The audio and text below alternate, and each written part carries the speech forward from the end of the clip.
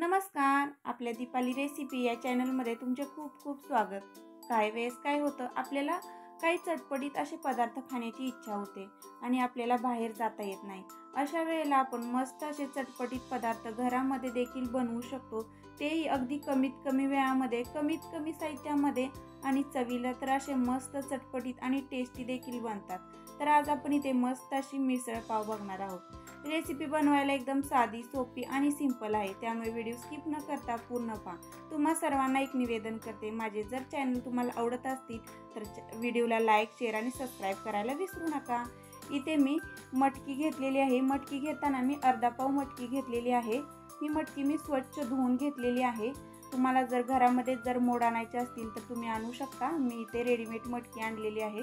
ही मटकी स्वच्छ धुवून घेतल्यानंतर एका कुकरमध्ये टाकलेली आहे. शिजण्यासाठी इथे आपण थोडंसं पाणी, मीठ आणि थोडीशी हळद टाकणार आहोत आणि हाय गॅसवर आपण याची एकच शिट्टी काढून घ्यायची आहे.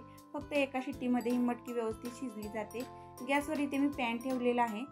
पॅन छान असा गरम झाल्यानंतर त्याच्यामध्ये किसलेलं खोबरं टाकलेलं आहे. सुकं खोबरं देखील आपण छान असं ब्राऊन होईपर्यंत 2 ते 3 मिनिटं भाजून घेतलेलं आहे. खोबरं छान भाजल्यानंतर एका साईडला काढून घ्यायचं आहे आणि याच्यामध्येच मी 1 चमचा पांढरे तीळ आणि 1 चमचा धने घालणार आहे. हे देखील खोबऱ्यासारखेच थोडासा हलका ब्राऊन कलर येईपर्यंत आपण भाजून घेणार आहोत. मीडियम गॅसवरच हे छान असं भाजून घ्यायचं आहे. व्यवस्थित असं मस्त हलकासा कलर आल्यानंतर हे व्यवस्थित असं दोन्ही मिक्स करून परत एकदा छान असं भाजून घ्यायचं आहे. आता हे आपण काढून घेणार आहोत. थोडंसं थंड झाल्यानंतर एका मिक्सरच्या भांड्यामध्ये आपण हे काढून घ्यायचं आहे. नंतर याच्यामध्ये थोडीशी हिरवीगार अशी कोथिंबीर घालायची आहे.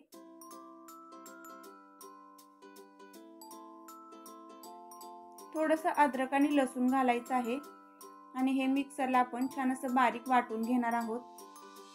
इथे मी गॅसवर एक भांडं ठेवलेलं आहे मिसळ बनवण्यासाठी. त्याच्यामध्ये 3 ते 4 चमचे तेल घालायचं आहे. तेल छान गरम झाल्यानंतर 1 चमचा मोहरी, थोडासा कढीपत्ता घालायचा आहे. नंतर याच्यामध्ये मी 3 अशा प्रकारे कांदे खिसून घेतलेले आहेत, ते घालणार आहे. कांदे शक्यतो खिसूनच घ्यायचे आहेत, म्हणजे मिसळ आपली मस्त अशी एकसारखी बनते. छान असं आपण हे 5 ते 7 मिनिटं परतून घ्यायचं आहे, कांद्याचा कलर पूर्णपणे बदलेपर्यंत. तर इथे कांदा छान भाजल्यानंतर इथे मी 2 टोमॅटो बारीक चिरून घेतलेले आहेत, ते देखील घालणार आहे. टोमॅटो देखील आपल्याला कांद्याबरोबर छान असे भाजून घ्यायचे आहेत. इथे टोमॅटो पटकन शिजण्यासाठी आपण थोडेसे मीठ घालायचं आहे, म्हणजे टोमॅटो पटकन शिजला जातो. व्यवस्थित असं दोन्ही छान असं परतून घ्यायचं आहे एकजीव होईपर्यंत.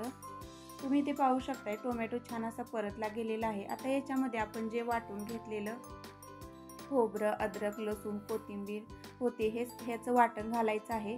हे वाटण देखील आपण या मसाल्यांबरोबर छान असं परतून घ्यायचं आहे. अगदी तेल सुटेपर्यंत 3 ते 4 मिनिटं हे छान असं आपण परतत राहायचं आहे. नंतर याच्यामध्ये अर्धा चमचा हळद घालणार आहे. 1 ते 1.5 चमचा लाल मिरची पावडर घालणार आहे. 2 चमचे मी इथे मिसळ मसाला घालणार आहे. तुम्ही मसाले तुमच्या चॉईसनुसार कमी जास्त करू शकता. आता हे मसाले घातल्यानंतर छान असे मसाले सर्व परतून घ्यायचे आहेत. तेल सुटेपर्यंत 1 मिनिट हे मसाले परतायचे आहेत. नंतर याच्यावर झाकण ठेवून हे मसाले 1 ते 1.5 मिनिटं छान असे शिजवून घ्यायचे आहेत. तर इथे आपली मटकी देखील 1 शिट्टीमध्ये व्यवस्थित अशी शिजली गेलेली आहे. तुम्ही इथे पाहू शकताय. एका शिट्टीमध्ये मटकी छान अशी शिजली जाते. पूर्णपणे जास्तही शिजत नाही आणि कमीही शिजत नाही. इथे आपले मसाले देखील छान असे शिजले गेलेले आहेत. झाकण काढून चेक करायचं आहे. तुम्ही इथे पाहू शकताय मसाले आपले मस्त शिजलेले आहेत.